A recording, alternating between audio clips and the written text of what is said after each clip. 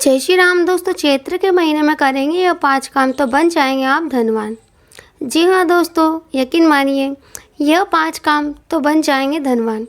आमतौर पर नए वर्ष की शुरुआत जनवरी महीने से ही मानी जाती है, लेकिन हिंदी पंचांग के अनुसार चैत्र के महीने से नए वर्ष की शुरुआत होती है। दोस्तों, यह महीना कई मायनों में महत्वपूर्ण होता है। चैत्र के महीने में न केवल मौसम में परिवर्तन होता है, बल्कि कई नए त्यौहार भी आते हैं। इतना ही नहीं, इस मास में रहन सहन और दिनचर्या में बदलाव लाना भी बेहद ज़रूरी होता है।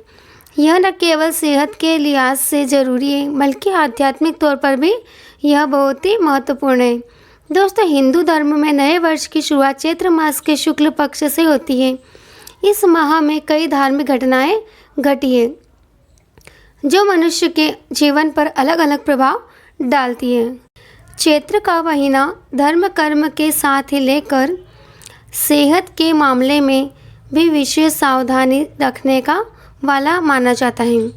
इस वक्त वातावरण में गर्मी बढ़ जाने के कारण वायरस और बैक्टीरिया सक्रिय होकर लोगों में संक्रमण होने वाली बीमारियों को बढ़ावा देते हैं। इस महीने में चेचक होने की संभावना सबसे अधिक होती है। इसीलिए आज हम आपको दोस्तों बताने जा रहे हैं कुछ महत्वपूर्ण ज्योतिष उपाय जो आपके लिए बेहद ही कारगर साबित हो सकते हैं। तो चलिए दोस्तों, इस महीने का महत्व जानते हैं। लेकिन दोस्तों, आगे बढ़ने से पहले आप लोगों से रिक्वेस्ट है कि प्लीज़ वीडियो को लाइक करें और ज़्यादा से ज़्यादा शेयर करें। दोस्तों, इसके साथ यह भी जानते हैं कि चैत्र मास में क्या करना शुभ होता है, क्या शुभ होता है, कब से कब तक रहेगा चैत्र का महीना। पंडित जी कहते हैं दोस्तों, चैत्र मास के आखिरी दिन यानी कि पूर्णिमा पर चंद्रमा चित्रा नक्षत्र में उपस्थित होता है, इसीलिए इस मास को चैत्र कहा गया है। इस वर्ष चैत्र का महीना 15 मार्च से शुरू होकर 12 अप्रैल तक चलेगा। दोस्तों, आपको बता दें कि इस महीने में कई त्यौहार आते हैं, इसीलिए दोस्तों इसे भक्ति का महीना भी कहा जाता है। दोस्तों, चैत्र के महीने को हिंदी कैलेंडर का पहला महीना माना जाता है। पुराणों के मुताबिक चैत्र मास में भी ब्रह्मा जी ने सृष्टि की रचना की थी। इसी माह में जगत पिता भगवान विष्णु के पहले मत्स्य अवतार का जन्म हुआ था। उनका यह जन्म वेदों की रक्षा के लिए हुआ था और वह एक मछली के रूप में जन्मे थे। पृथ्वी पर जन्मे पहले नर मुनि मनु की नौका को भी भगवान विष्णु ने असुरों से बचाया था। चैत्र माह में देवी शक्ति का अवतरण भी हुआ था, इसीलिए इस माह में चैत्र नवरात्रि भी धूमधाम से मनाई जाती है। यह पर्व 9 दिन मनाया जाता है। दोस्तों, नवरात्रि के 9वें दिन भगवान विष्णु के 7वें अवतार भगवान श्री राम का जन्म दिवस भी होता है, इसीलिए इस पर्व को रामनवमी कहा जाता है। चैत्र महीने में सूर्य अपने उच्च राशि मेष में प्रवेश करता है। इन दिनों वसंत ऋतु रहती है और मौसम भी बदलता है, जिससे कि सेहत संबंधित बदलाव भी होते हैं। इस महीने को भक्ति और संयम का महीना भी कहा जाता है, क्योंकि दोस्तों इन दिनों में कई व्रत और पर्व आते हैं।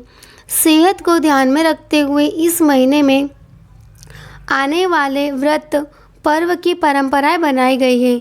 इस महीने में सूर्योदय से पहले उठकर ठंडे पानी से नहाना चाहिए। इसके बाद उगते हुए सूरज को अर्घ्य देना चाहिए, देकर दिन भर में एक बार ही खाना खाना चाहिए। ऐसा करने से दोस्तों बीमारियों से बचे रहते हैं और उम्र भी बढ़ती है। यह बातें पुराणों के साथ ही आयुर्वेद ग्रंथों में कही गई है। दोस्तों, पौराणिक मान्यता अनुसार ब्रह्मा जी ने चैत्र शुक्ल प्रति से ही सृष्टि की रचना शुरू की थी। मित्रों, इसी दिन भगवान विष्णु ने दशा अवतार में से पहला मत्स्य अवतार लेकर प्रलय काल में जल में से मनु की नौका को सुरक्षित जगह पर पहुंचाया था। प्रलय काल खत्म होने पर मनु से ही नई सृष्टि की शुरुआत हुई। सनातन काल गणना में चैत्र महीने के शुक्ल पक्ष की पहली तिथि से ही नव वर्ष शुरू होता है, क्योंकि दोस्तों ब्रह्मा और नारद पुराण के मुताबिक इसी दिन ब्रह्मा ने सृष्टि की रचना की थी। सृष्टि की रचना के करीब 2 अरब साल बाद सम्राट विक्रमादित्य ने नया संवत चलाया।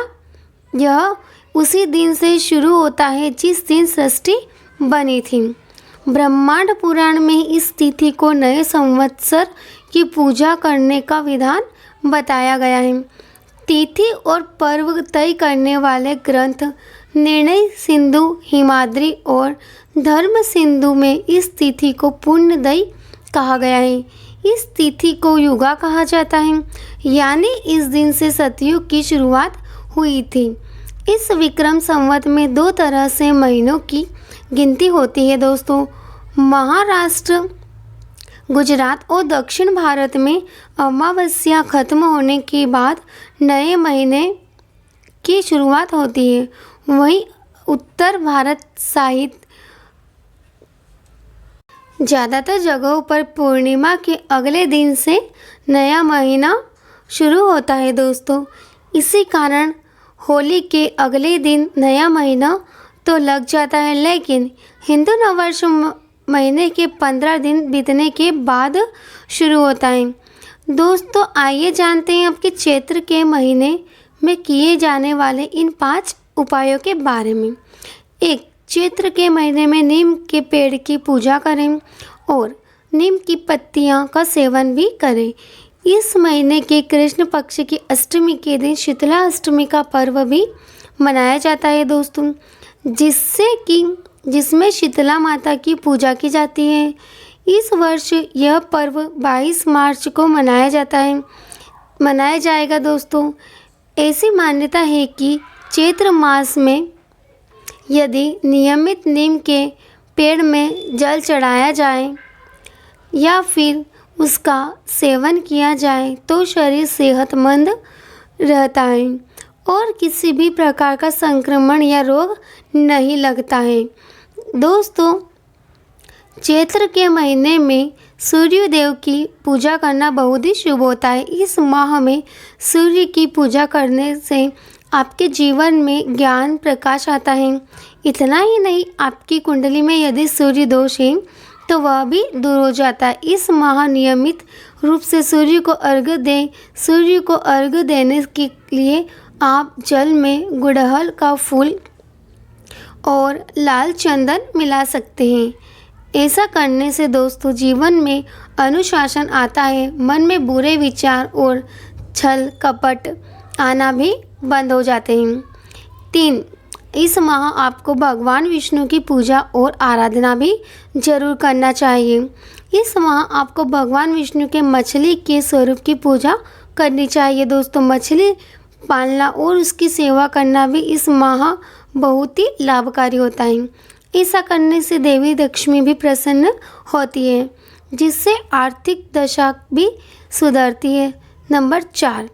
चैत्र मास में देवी दुर्गा और उनके 9 रूपों की आराधना करना भी बेहद लाभकारी होता है दोस्तों।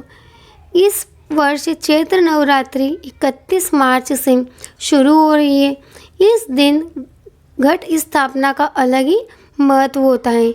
इसे मान्यता है दोस्तों कि घट स्थापना करके आप 9 दिन के लिए अपने घर में देवी को रहने के लिए निमंत्रित करते हैं। ऐसा करने से दरिद्रता दूर होती है। पंडित जी कहते हैं, महाभारत ग्रंथ के मुताबिक इस माह में केवल एक समय ही खाना खाना चाहिए और अधिक से अधिक तरल पदार्थों का सेवन करना चाहिए। इससे शरीर और दिमाग दोनों में ताजगी बनी रहती है। नंबर 5. इस महीने सूर्योदय से पहले उठकर ध्यान और योग का विधान है दोस्तों। ऐसा करने से तनाव मुक्त और स्वस्थ रहते हैं। इस महीने में सूर्य और देवी की उपासना करना चाहिए, जिससे पद प्रतिष्ठा के साथ ही शक्ति और ऊर्जा भी मिलती है। चैत्र महीने के दौरान नियम से पेड़ पौधों में जल डालना चाहिए और लाल फलों का दान करना चाहिए। नंबर 6. चैत्र महीने में एक वक्त खाना खाने से बीमारियों से बचे रहते हैं। इस महीने में गुड़ खाने की मनाही है। वहीं नीम के पत्ते खाने की बात आयुर्वेद कहता है दोस्तों। सोने से पहले हाथ मुंह धोने चाहिए और पतले कपड़े पहनना चाहिए दोस्तों। हल्के कपड़े पहनने चाहिए। संतुलित श्रृंगार करना चाहिए। इस महीने भोजन में अनाज का उपयोग कम से कम और फलों का इस्तेमाल ज़्यादा करना चाहिए। इस महीने में बासी भोजन खाना बंद कर देना चाहिए। आयुर्वेद के मुताबिक दोस्तों इस महीने में ठंडे जल से स्नान करना चाहिए और गर्म पानी से नहीं नहाना चाहिए। 7 नीम के पत्तों का उपाय। नीम के पत्तों को आयुर्वेद में सेहत के लिए बहुत ही लाभकारी बताया गया है दोस्तों। पूरे चैत्र के महीने में रोजाना सुबह खाली पेट नीम के पत्ते चबाएं। ऐसा करने से दोस्तों पेट के रोग आपसे दूर रहेंगे। इसके साथ ही नीम आपको संक्रमण के कारण होने वाले रोगों से भी बचाता है दोस्तों। तो दोस्तों यह था हमारा आज का बहुत ही खास वीडियो चैत्र माह के महीने के लिए। तो आपको कैसा लगा हमें कमेंट करके ज़रूर बताइएगा और अगर अच्छा लगा तो प्लीज़ वीडियो को लाइक करें और ज़्यादा से ज़्यादा शेयर करें। अंत तक हमारा वीडियो देखने के लिए बहुत बहुत धन्यवाद दोस्तों। चलिए दोस्तों मिलते हैं अगले वीडियो में। कमेंट में जय माता दी जय श्री महाकाल लिखना बिल्कुल ना भूले दोस्तों।